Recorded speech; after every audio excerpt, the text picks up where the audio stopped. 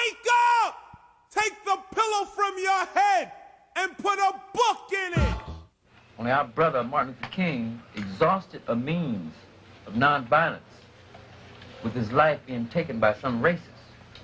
What is being done to us is what we hate, and what happened to Martin Luther King is what we hate.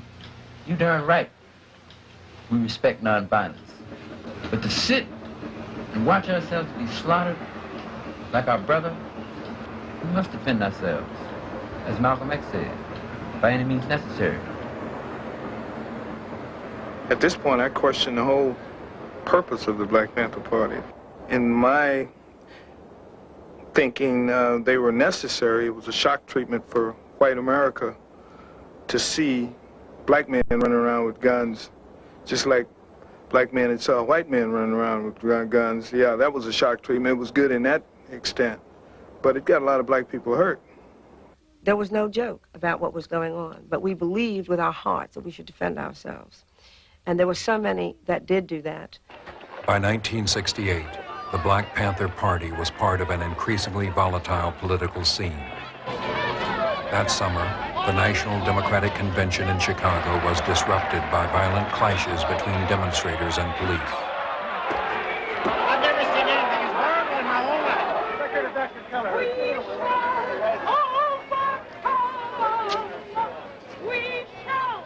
The war in Vietnam polarized the nation, and the political and racial upheaval at home soon became an issue in the presidential campaign. This is a nation of laws, and as Abraham Lincoln has said, no one is above the law, no one is below the law, and we're going to enforce the law, and Americans should remember that if we're going to have law and order. I think it's fair to say that as the Nixon administration came into office, as we came into office in 1969, there certainly was a strong perception of radicalization. In Chicago and in other cities, FBI Director J. Edgar Hoover expanded surveillance of organizations in the black community, especially the Black Panther Party.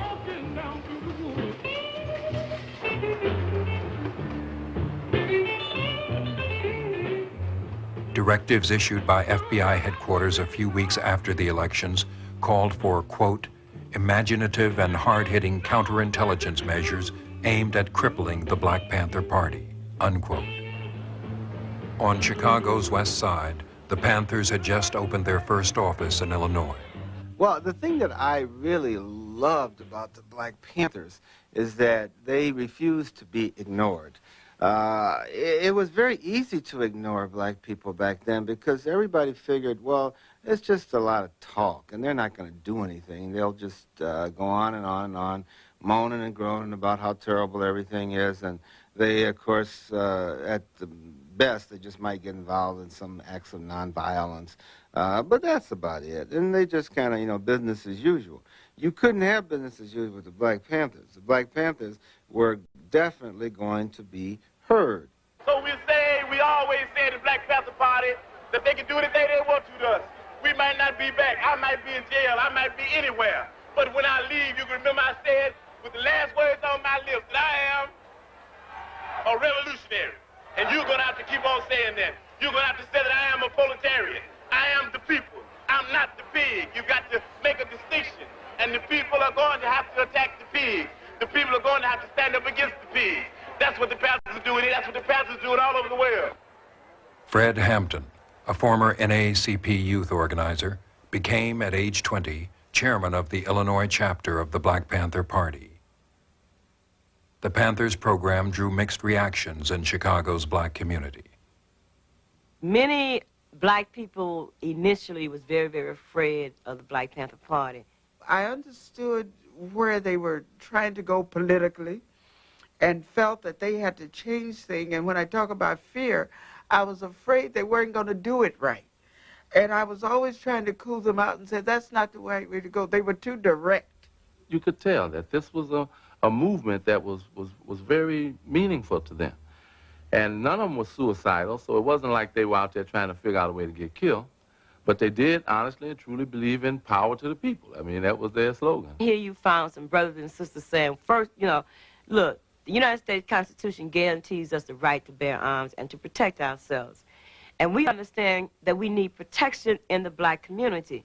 And it's our responsibility to protect black women and black children, not the police, because the police is not here to serve and protect us, only to continue to enslave us. It is our responsibility to see to it that our people have a decent place to live, decent food to eat, and quality health care, not the system. So that frightened a lot of people. I mean, they didn't think that it could happen. They didn't think that it was right. People learn by example. I don't think anybody has an argument with that. I think that when Huey P. Newton said that people learn basically by observation and participation, I think that everybody caught on to that. So what we're saying very simply is that if they learn by observation and participation, that we need to do more acting than we need to do writing. And I think the Black Panther Party is doing that. That we didn't talk about a Breakfast for Children program, we've got one. Come on in, little brother. Come on in, little sister. Y'all can sit down and get something to eat. Sisters and brothers. Y'all take off y'all's coat. Sit down, man. Everybody gonna eat. Y'all can eat as much as y'all want. The new Breakfast for Children program soon attracted the attention of the FBI. Claiming the program served to indoctrinate children, the Bureau directed field officers to, quote, formulate specific counterintelligence techniques to disrupt this nefarious activity, unquote. The FBI stepped up its efforts to recruit blacks to infiltrate the Black Panther Party. My recruitment by the FBI was very efficient, very simple, really. I'd stolen a car and went joyriding over the state limit. And they had a potential case against me, and I was looking for an opportunity to work it off. And a couple of months later, that opportunity came when FBI agent Roy Mitchell asked me to go down to the local office of the Black Panther Party and try to gain membership.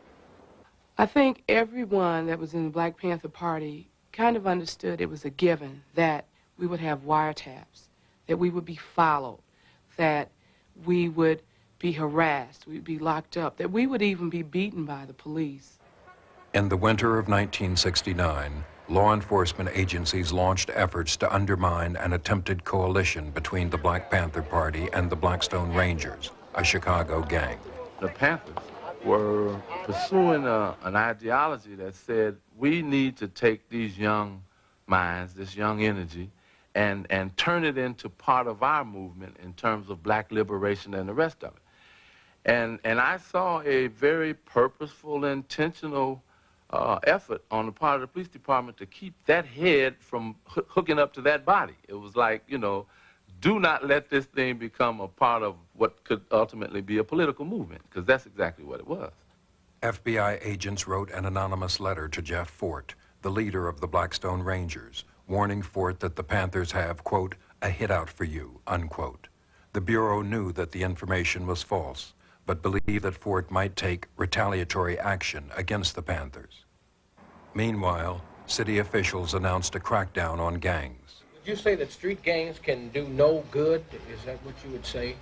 No, I wouldn't say that. I think that the energy of youth properly directed could be a tremendous betterment, could lead to a tremendous betterment of our city and to individuals' progress themselves.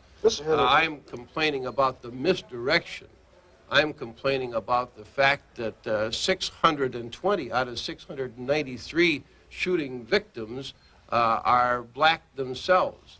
And I think that's a tragedy. That is where black genocide is occurring here. The Chicago police expanded their anti-gang campaign to include the Black Panther Party. In late May, Fred Hampton was sent to prison. He had been convicted on a charge of stealing $71 worth of ice cream bars. We tried to develop negative information to discredit him, just like we did everybody else. We, meaning the FBI, I tried to come up with signs of him doing drugs or something, and never could. He was clean. He was dedicated. I've had private conversations with him. We got along pretty well. While Fred Hampton was in prison, a police raid on the Panther office turned into a shootout. 5 policemen and 3 Panthers were wounded. They did it. After they got the brothers down, they went back up there and the fire started. Nobody was up there except the police when the fire started. Right. Frank, you want to come? Get a picture of that dude. Yeah, check that door out, man. Mag and ride shotgun.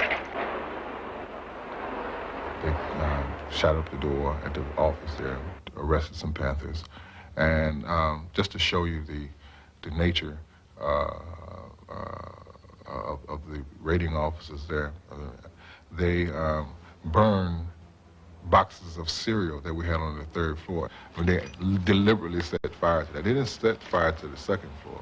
They set fire to the 3rd floor with all the, that was kind of indicative of what they were thinking and how they were moving.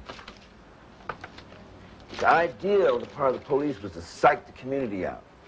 They called me up the next day. I says, is the office open? Well, no, the police boarded the place up. I say, open it back up. You got the lease to the place. What? I says, open it up. Take all that boarding down, paint that place. And the Black Panther Party members start working for a couple of days. The next thing you know, the community start bringing wood, paint, and everything, and open that Black Panther Party office right back up. And of course, this was an attempt to terrorize us out of existence. At the same time, if we would close down, it would leave the black community saying, well, they stopped them. In a report made public in the summer of 1969, FBI Director Hoover declared the Black Panther Party the #1 threat to the internal security of the United States. I think, frankly, that he overstated the concern, the real concern that the Black Panthers were to the country. I think it was legitimate for him to state that they were a violent and unlawful element. But referring to them as the most dangerous or most important, and I don't remember exactly the words he used, the greatest threat to the United States at that time, I think was an overstatement. The police community is sort of a built-in reward and punishment system of its own, and you get a lot of rewards when you go after who the boss says is the bad guy and you get him. And I think what J. Edgar Hoover was able to do was to give police officers the impression that it was okay, it was open season. You didn't have to worry about the law. You didn't have to worry about the difference in the executive branch of government and the judicial branch of government. I think what he in effect said is it's our ball game, guys. We've got the authority, we have the capacity, let's crush them. Panther leader Fred Hampton was still in prison, but efforts were underway to appeal his conviction.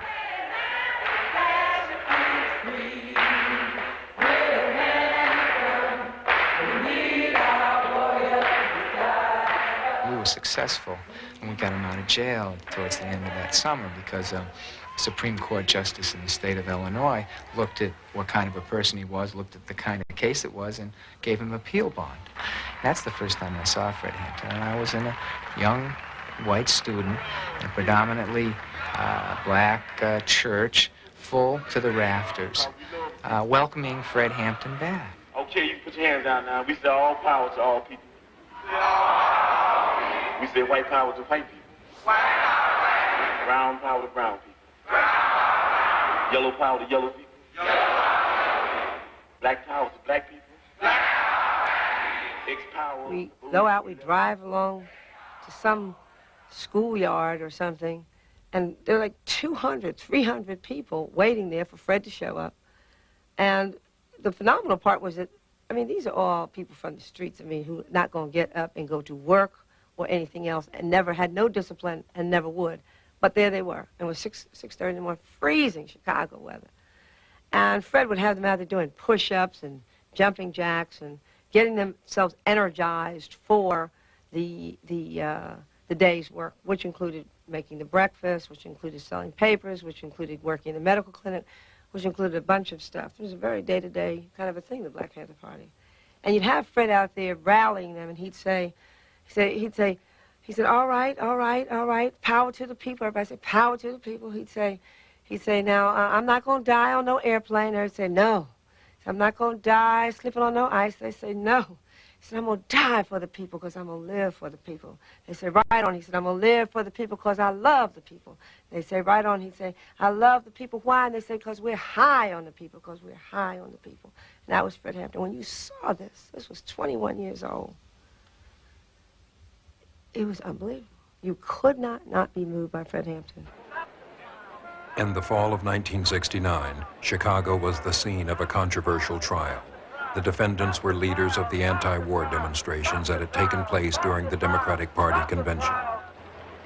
National Panther Chairman Bobby Seale insisted on speaking in his own defense. On October 29th, trial judge Julius Hoffman ordered Seale bound and gagged. This is a symbol to every one of us.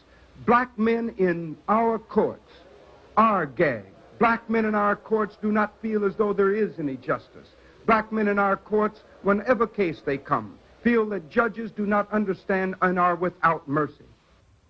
2 weeks later, a gun battle on Chicago's South Side further escalated tensions. A former Panther and 2 policemen were killed. The deaths provoked a response from informant William O'Neill's FBI contact. Mitchell became more specific during that time.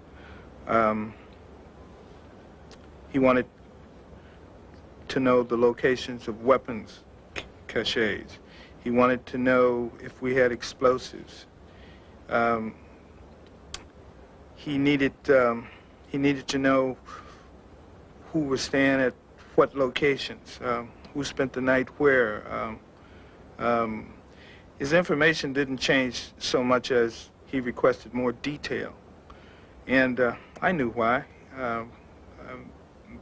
The shootout on the South Side had pretty much laid the foundation within the party, within the Black Panthers. We knew that the police would react some type of way.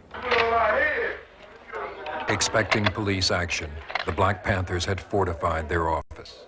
FBI informant O'Neill was now head of Panther security in Chicago. We're very confident that nobody's coming in the front door. Nobody. No gas. Nobody getting on the roof, Jim. I want you to know that. Nobody getting on the roof. We believe in, what is it? Fire, cover, and fire. Yes, we do defend our offices and we do defend our homes. This is a constitutional right. Everybody has it. Nothing funny about that. The only reason they get mad at the Black Panther Party when they do it is for the simple reason that we're political. And they don't want to admit this. There are a lot of young organizations around, but we're a political organization. We're an organization that understands that politics is nothing but war without bloodshed, and war is nothing but politics with bloodshed. On November 19th, FBI agent Roy Mitchell drew a floor plan of Hampton's apartment based on information supplied by informant O'Neill. On December 4th, at 4:45 in the morning, 14 policemen, 9 white and 5 black, raided the apartment. Deborah Johnson, 8 months pregnant, was asleep in the back bedroom next to Fred Hampton. The first thing I remember after Fred and I had went to sleep was being awakened by somebody shaking Fred while we were laying in the bed, saying, "Chairman, Chairman, wake up, the pigs are vamping, the pigs are vamping." This person that was in the room with me kept shouting out, "We have a pregnant sister in here, stop shooting." Eventually the shooting stopped and they said we could come out. I remember crossing over Fred and telling myself over and over, be real careful, don't stumble, they'll try to shoot you. Just be real calm, watch how you walk, keep your hands up, don't reach for anything, don't even try to close your robe. When I was in the kitchen, I heard a voice, an unfamiliar voice, say, "He's barely alive or he'll barely make it." Then the shooting started back again. Then I heard the same unfamiliar voice say, "He's good and dead now." And I knew in my mind I assumed they were talking about Fred. And I knew when I left out of there, I couldn't look towards the room.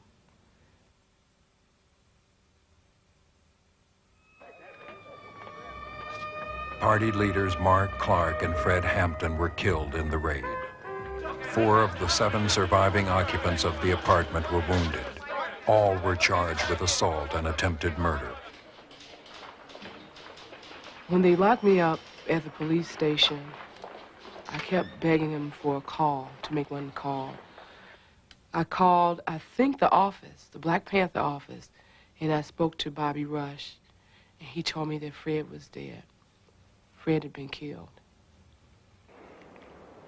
And I remember walking out of the office and looking through a little clearing over on the next block, which was right in front of the Monroe Street address, and seeing a lot of police cars over there. And at that time, Bobby Rush came to the office. He had just come from over there, or maybe the coroner's office. in any case, we walked back over there, and we both were speechless. We just walked through the house and saw what had taken place and where he died, and it was shocking. And then I was, I just began to realize that the information that I had supplied leading up to that moment had facilitated that raid. I knew that indirectly I had contributed, and I felt it, and I felt bad about it. And then I got mad. I had, and then I had to conceal those feelings, which made it worse. I couldn't say anything. I just had to continue to play the role. FBI headquarters authorized payment of a $300 bonus to informant William O'Neill for, quote, uniquely valuable services which he rendered over the past several months, unquote. They came in our community just like a thief in the night, and they just snatched Fred's life just like that, and it's just like, why? This brother have done nothing to none of you all. The only thing that this brother has done was to instill a sense of pride and dignity and self-determination in his people. State's Attorney Edward Hanrahan gave an official account of the raid to the press. As soon as Sergeant Daniel Groth and officers James Davis, who were leading our men, announced their office, occupants of the apartment attacked them with shotgun fire. The officers immediately took cover. The occupants continued firing at our policemen from several rooms within the apartment. Thereafter, 3 times, Sergeant Groth ordered all his men to cease firing and told the occupants to come out with their hands up. Each time, one of the occupants replied, "Shoot it out," and continued firing at the police officers. The press at the beginning had taken Hanrahan's line. This was a shootout. 200 shots were fired. The Panthers fired half of them. Nobody was really challenging that except a young Sun-Times reporter by the name of Brian Boyer, who went down there and he saw the evidence, and it didn't take a genius to look at what was there and see that all the bullets were going in one direction, and all those bullet holes were pointing towards Fred Hampton's bedroom and the middle bedroom where Verlina and Doc Satchel and everyone was. Conflicting descriptions of the raid made headlines in the Chicago papers. The account that we made public yesterday gives a detailed explanation of what happened in that apartment. I stand wholeheartedly behind it as absolutely accurate. There is one inconsistency in, well, for example... I do not intend to quibble about that account. Do you intend to get at the truth? The account that we gave of the events is the truth. State's Attorney Hanrahan supported his account with photographs intended to prove the Panthers had fired at the police. We went, took those pictures, and saw they weren't what they appeared to be. The back door, the circles around the bullet holes, they turned out to be nail heads. We went and we saw that they were nail heads because we had possession of the apartment.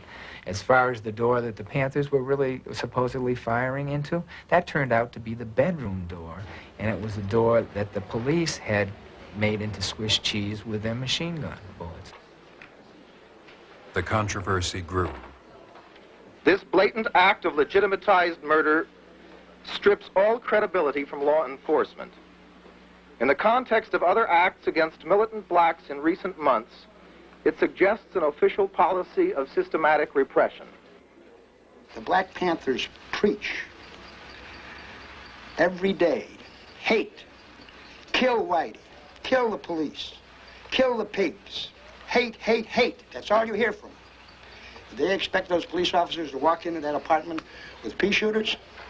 You've seen the guns that were there. What were they there for?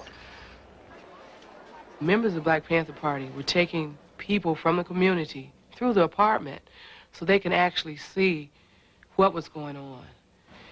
People were able to go through the house, and they were lined up all around the block in the cold in the wintertime to see what actually happened. Don't touch nothing, don't move nothing, cause we want to keep everything just the way it is. Don't touch no walls. This here is the room where the first brother Mark Clark was murdered at. Even if they want to take somebody to jail, It would be a simple matter of just shooting some tear gas in here to draw everybody out. Right on. This is where our chairman had his brains blown out, and he lay in his bed, sleeping at 4:30 in the morning. I think that the police waited till the 17th of December to actually seal that apartment. So it was open for almost 2 weeks. And we spent a better part of those 2 weeks getting that evidence out of there. And so we would be talking to people when they went through, and so while we were working, there'd be people walking through constantly. And I'll never forget, I don't know what day it was or what, but I just remember some older black woman coming through there, shaking her head and going, "It's nothing but a northern lynching." The people who had just come purely out of curiosity were saying, this is atrocious.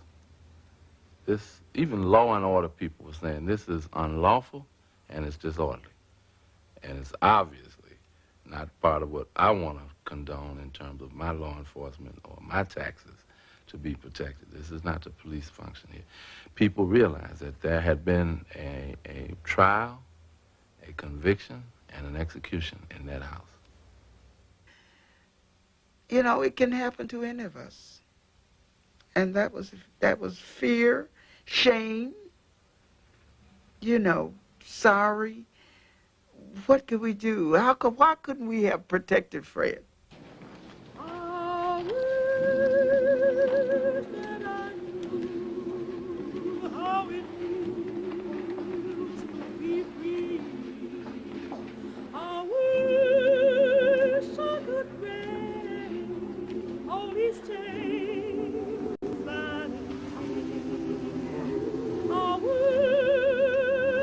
I had a mass for Fred, and I was just shattered. I was devastated. And in the midst of this mass, I was trying to explain to our children, as we had all the school children there, all 1,300, and I was trying to explain to them the importance of Fred. And I wasn't getting through, and at least I felt like I wasn't getting through. And in the midst of my explanation, I just burst into tears. And the next thing I knew, here was one of our 8th grade boys. He jumped up and he said, "I am Fred Hampton." And then a girl in 6th grade, she jumps up, "I am Fred Hampton." Another kid in 1st grade, "I'm Fred Hampton." And before you knew it, the whole church, kids were all shouting, "I am Fred Hampton." And wow, I just felt so wonderful. I felt like, gee whiz, this death was not in vain at all. Because these kids are saying that they are willing to get up here and speak out for liberation, for first-class citizenship. In the weeks that followed, public pressure led to a series of investigations.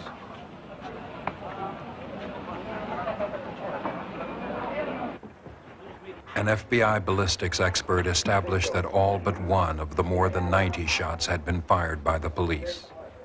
All charges against the Panthers were dropped. No police were indicted. But the families of Hampton and Clark and the survivors of the raid sued the government for violation of their civil rights. Years later, the case was closed when federal and local governments and the police agreed to an out-of-court settlement of $1.8 million.